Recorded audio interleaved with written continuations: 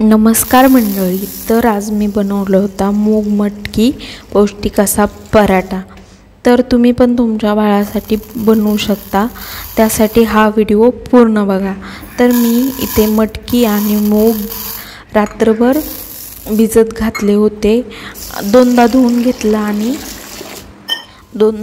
घेतले होते आणि नंतर रात्रभर भिजल्यानंतर सकाळी एकदा धुवून घेतला आणि नंतर बघू शकता असं भिजलेलं आहे, मोड थोड्या प्रमाणात आलेला आहे।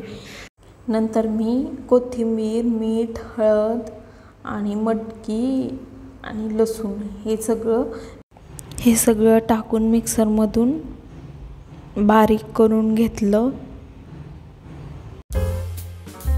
आता इथे मी गव्हाचं, ज्वारीचं आणि बेसनाचं पीठ घेतलं आहे। तुम्ही ह्याच्यापेक्षा नुसतं गव्हाचं पण घेऊ शकता।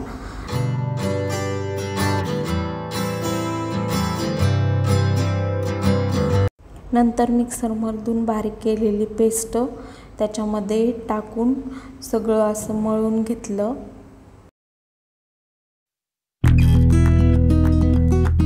त्यानंतर मळलेल्या पिठाला थोडंसं तेल लावून 10 मिनिटे रेस्टला ठेवायचं, म्हणजे झाकण ठेवून रेस्ट करायला ठेवायचं।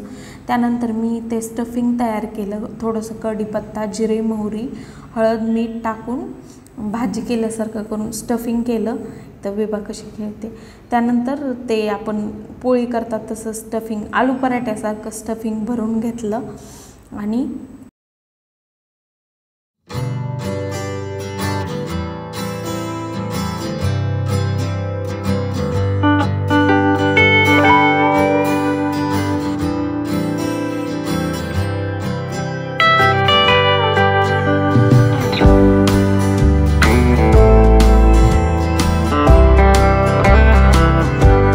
थोडंसं तेल टाकून तव्यावरती भाजून घ्यायचं।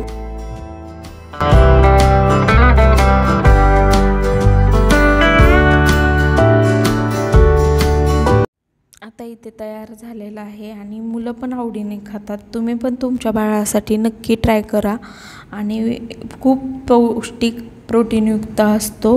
व्हिडिओ आवडल्यास लाईक करा, चॅनलवर नवीन असाल सबस्क्राईब करा, काही अडचण असेल तर कमेंट करा आणि अशाच नवीन व्हिडिओसाठी भेटूयात पुढच्या व्हिडिओमध्ये। थँक्यू।